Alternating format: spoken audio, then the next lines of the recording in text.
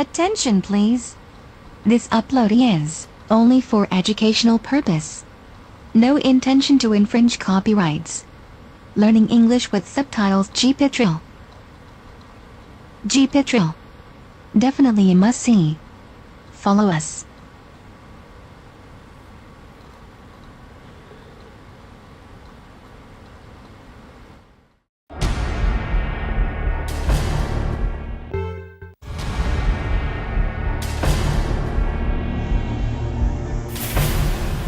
Point Pleasant, West Virginia. This small town of some 4,000 souls would be as ordinary as any Appalachian town, except for its monster. The legend began in the 1960s. The town was rife with rumors about a flying creature with glowing red eyes. I was about 13 or 14. We didn't hear anything about this so-called Mothman till the very day that the first eyewitness at school started telling it. Faye Laporte grew up in Point Pleasant, dirt poor and one of 14 kids. A family outing to check out the rumors at the TNT bunkers bonded them in a way they never expected. My brother took us to a movie, and after the movie, we went directly up there because he was going to go find it. He was going to go up there and catch that thing and prove that it was some guys in a costume. Myself, I wasn't worried about really seeing anything because I really didn't believe in it either. As they drove, the weather turned chilly. The sky dark, with only the moon to guide their way. We were driving down the drag strip to the TNT bunkers, and my brother kept looking over towards me. And then he turned back, and then he'd look over at me again. I said, well, what are you looking at?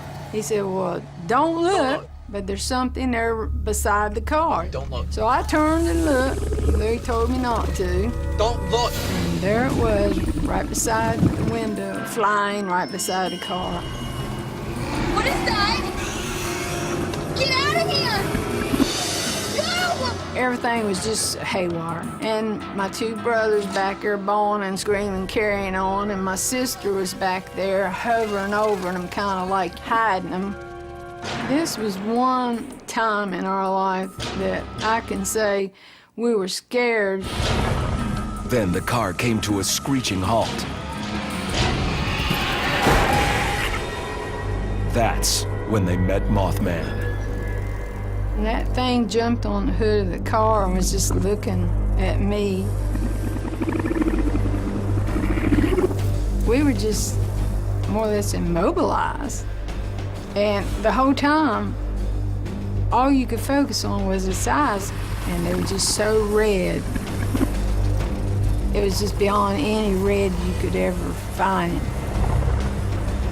But when it jumped up, that's when I saw it open up its wings just like an angel. They were that big. They looked like a bird's wings. They just unfolded, and it just went over them bushes and into the night and was gone. Encountering the dark-winged creature known as Mothman had made believers out of the Laporte family. Yet exactly what they'd seen could not be resolved. We went back the next day because my brother wanted to go and find this thing, this creature, and it was blocked off by the military, and they wouldn't allow us in.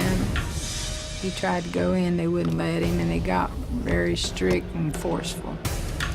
We don't need your help, we appreciate it. He said, but just turn around and go and leave, and we'll take care of it. Well, I don't know why I can't go. And my brother just kept on. He said, well, I don't see why I can't go in there and help y'all find this, because I want to find it myself. You told to leave now, leave. Right smartly. And I told my brother, I said, come on, Daddy Kills find out we're back up here. Back the vehicle up, let's go. Turn it around, let's go. Yes, there's something else out there. And I thoroughly believe that the government covered it up. And within 2 weeks, they left and said they had it and they took care of it. And nobody needed to worry anymore. When we experienced all this, To me, it was just another thing I chalked up as an unexplainable experience in my lifetime. But I know what I've seen is enough that it gives me the idea that we're not the only ones that's in this world. To this day, I believe that.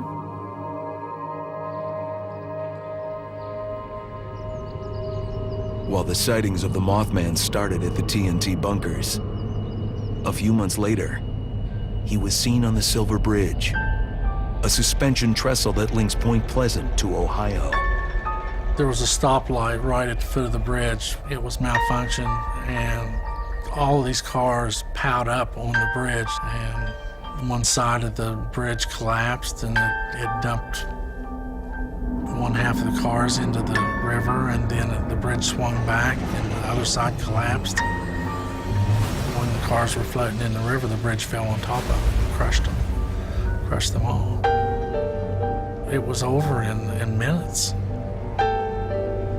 It began with a hairline crack in a single eye bar. In the end, 46 people lost their lives. The worst bridge collapse in U.S. history. Friends and neighbors went down on that bridge. My little girl in my class, third grade class, went down on the bridge with her mother. I don't really discuss the Silver Bridge.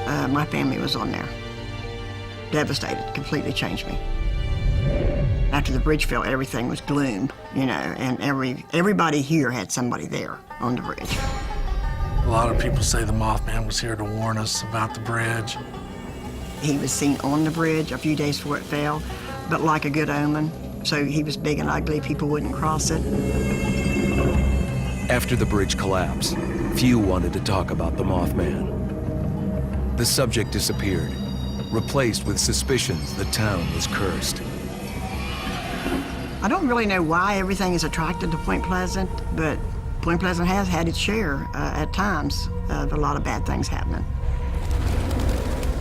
I believe that there is something very odd about this area, about this place. I also believe that a lot of the people that come from here, there is a dark cloud over them, no matter where they go. I don't know about anywhere else, but I do know that the paranormal people love to come here. They never leave disappointed.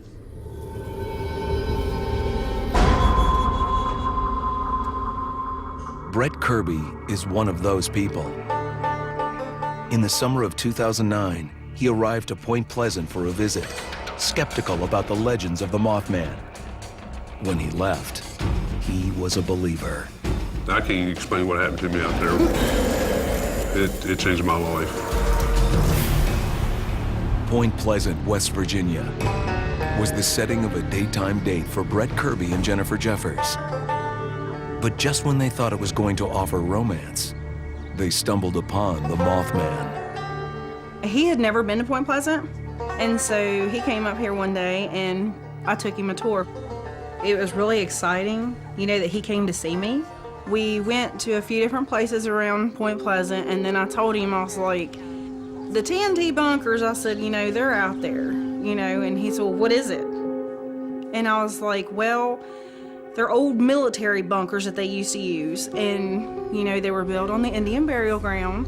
She just told me that it's haunted and stuff like that. I thought that, you know, it'd probably be kind of romantic and stuff, and maybe, you know, just me and her be out there together and see what goes on. We was always told about the monsters and the myths and stuff in the woods. But as I was growing up, I never did really believe in any of that stuff. I have to see something to believe it myself. As Brett and Jennifer's date started to heat up, they decided to check out the TNT bunkers, the site of the original Mothman encounters. The TNT bunkers were where people used to go party when we were younger and in school. Everybody always went out there and you always heard the stories and stuff, and they always, you know, come back with, you know, we heard this or we heard that.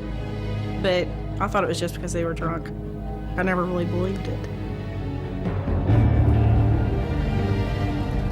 We arrived at the bunkers, it was probably about 5:30, 6 o'clock The weather is probably about 75, 80 degrees outside. We went through 3 of them, and on our way back, we stopped back to the second one. When I went back into it and stuff, it felt like it was probably about 10 degrees cooler than what the rest of the bunkers felt like. I did have like a real eerie feeling and stuff, and it was just, I feel like unease for some reason. I couldn't pinpoint why. Brett uses a torch to explore inside the bunker. Wow, this place is pretty neat. At that moment, there was no sound. The only sound was like him clicking the pictures. And then he had quit clicking the pictures, and we were standing there just listening. Do you see anything? It's cold in here. And all of a sudden, something like just like grabbed my leg real fast. You know, I can actually feel the fingers, and just something just clamp onto my back of my leg. Because when it grabbed me, I spun around and stuff and looked behind me as if it was an animal that was running around or something. It kind of creeped me out because I didn't know what was going on. And I told Jennifer, I go, something just grabbed my leg. And she goes, oh, no, it didn't. You're just trying to scare me and stuff. And I said, no, something grabbed my leg. I was like, oh my gosh, there's something here. I said, I'm out of here. I gotta go. I can't take this. I'm out of here. Because it scared me so bad. After it happened, I flashed a couple quick pictures as if there was anything in there with us, and stuff like a mouse or a squirrel or something, just to explain what happened. We were totally freaked out. It was just something that I had never expected, to happen. We ran back to the car, and then we took off. We went back to his house, and we were looking at the pictures on the computer. You caught my eye on one of them and stuff, and we went back to it, and the picture had to me, it looked like an apparition that had like the torso and looked like an arm coming off of it. My heart just dropped because I was like, oh my gosh, there was something there. There is something there. First seen that picture, it blew my mind. I had actual evidence on my camera that there was something in that bunker besides me and Jennifer at that time. It blew me away. It turned me into a believer because, I've always heard that there is demons that walk upon the earth, but I'd never, really experienced it in myself until that moment. After what happened to me, I know I encountered something strange, so that set me on the path to go find answers. I never believed in the Mothman until I came to Point Pleasant. And after the night I went to the bunkers, my life was never the same. Shelters those beasts as her kin.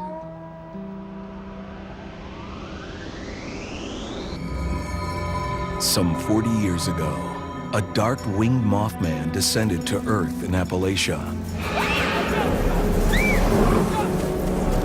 Some were terrified. But in the wake of a horrific bridge collapse, the monster came to be seen as a messenger, a prophet to warn about imminent disaster. If a recent sighting is to be believed, the creature is still here. It made us both believers of the spirits and what, can happen that we never believed would. Because that's something that, you'll never forget. Audio described by Penelope Parisi. The end.